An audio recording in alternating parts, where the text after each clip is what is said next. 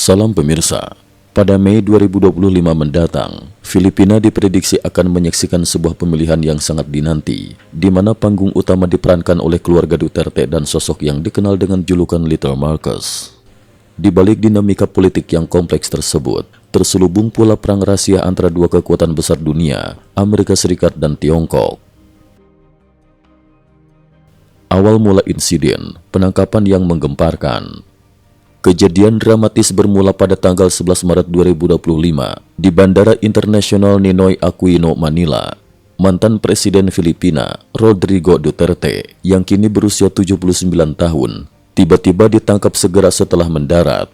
Ia segera dibawa ke Pangkalan Udara Villamor. Menurut keterangan resmi, Mahkamah Pidana Internasional (ICC) telah mengeluarkan surat perintah penangkapan sepanjang 15 halaman pada 7 Maret 2025 yang menuduhnya melakukan kejahatan terhadap kemanusiaan terkait perang narkoba antara tahun 2016 hingga 2019. Meski Filipina mengundurkan diri dari keanggotaan ICC sejak tahun 2019, lembaga tersebut tetap menyatakan bahwa tindakannya masih berada dalam yurisdiksinya. Gejolak publik dan kekacauan di seluruh negeri. Penangkapan tersebut segera memicu reaksi keras dari masyarakat. Demonstran besar-besaran merebak di berbagai kota, dengan rakyat turun ke jalan sambil membawa spanduk dan meneriakkan slogan-slogan yang menyuarakan kemarahan. Bahkan sejumlah faksi radikal sempat membakar bendera ICC sebagai bentuk penolakan. Di Manila serta provinsi sekitarnya, situasi semakin memanas. Demonstran menggunakan bom bakar dan batu bata untuk menyerang markas polisi dan pangkalan militer Amerika. Ketegangan yang terjadi sempat menimbulkan bayangan perang saudara di tengah hiruk-pikuk kerusuhan. Malam itu, dalam langkah yang penuh intrik, Duterte secara diam-diam dikirim ke Den Haag, Belanda. Keesokan harinya, pada 12 Maret 2025, ICC mengonfirmasi bahwa mantan presiden telah ditahan atas dakwaan kejahatan terhadap kemanusiaan. Sementara itu, putrinya, Sarah, langsung berangkat ke Den Haag, menandakan dimulainya babak baru dalam perjalanan politik keluarga Duterte. Pergeseran aliansi dan kebijakan perang narkoba. Pada masa jabatannya, Duterte dikenal sebagai figur yang kontroversial. Kebijakan tegasnya dalam perang narkoba sempat membawa popularitas besar, meskipun harus menelan dampak tragis berupa ribuan nyawa yang hilang. Namun kontroversi yang sebenarnya tidak hanya terkait dengan kebijakan keras tersebut, melainkan juga dengan pergeseran aliansi geopolitik. Sejak September 2016, Duterte secara terbuka menyatakan keinginannya untuk mengurangi ketergantungan militer terhadap Amerika Serikat. Ia mengumumkan bahwa latihan militer bersama antara Amerika dan Filipina yang akan datang adalah yang terakhir, sambil mengalihkan dukungan kepada Tiongkok dan Rusia. Langkah ini semakin diperkuat pada Oktober 2016 saat ia mengunjungi Tiongkok dan menandatangani sejumlah kesepakatan ekonomi yang mencakup pinjaman lunak senilai 9 miliar dolar AS serta investasi senilai 15 miliar dolar AS. Duterte bahkan dengan tegas menyatakan di depan kamera di Beijing, "Saya mengumumkan pemisahan militer dan ekonomi dengan Amerika. Saya sekarang termasuk dalam kubu Tiongkok." Pernyataan tersebut mengguncang kancah politik domestik Filipina dan mengubah peta aliansi regional.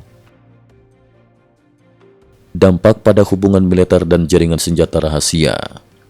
Perubahan aliansi ini turut membawa dampak signifikan terhadap hubungan militer Filipina. Pada tahun 2017, Tiongkok mulai mengirimkan senjata, termasuk senapan dan amunisi, serta memberikan bantuan militer kepada Filipina, sesuatu yang sebelumnya tidak pernah terjadi mengingat Filipina hampir sepenuhnya mengandalkan Amerika untuk alutsista.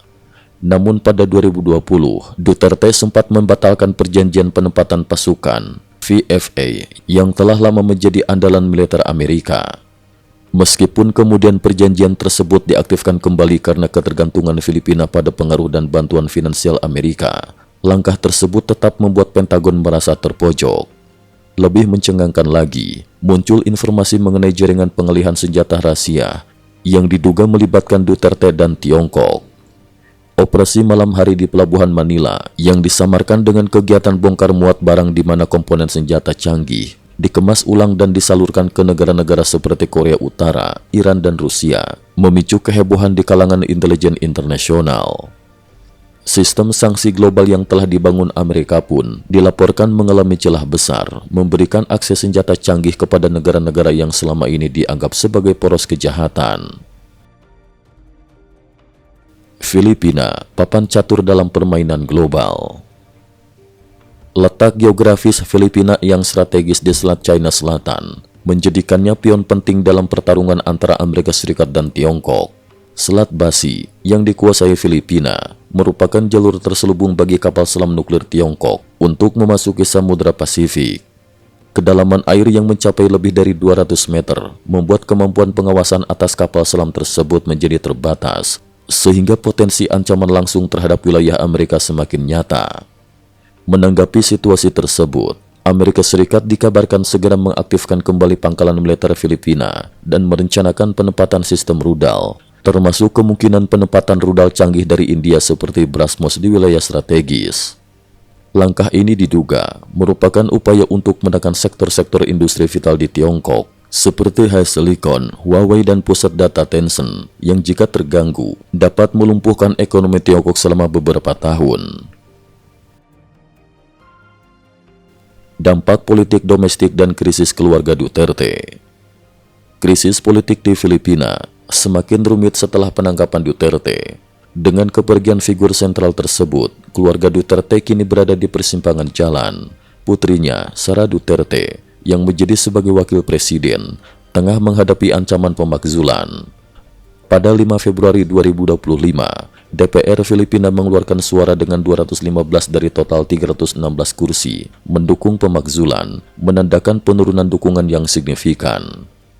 Intrik politik semakin memanas ketika pada November tahun sebelumnya, Sara secara terbuka mengancam akan menyewa pembunuh bayaran untuk menyingkirkan Little Marcos, yang merujuk pada Presiden Ferdinand Marcos Jr. dan keluarga ketua DPR.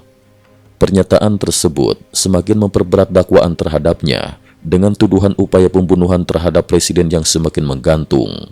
Sementara itu, anggota keluarga Duterte yang lain, seperti Paul yang pernah dijuluki perampok karena kasus narkoba, dan Sebastian yang sempat mencoba meniti karir sebagai bintang rock, tampak belum mampu menggantikan posisi strategis yang ditinggalkan.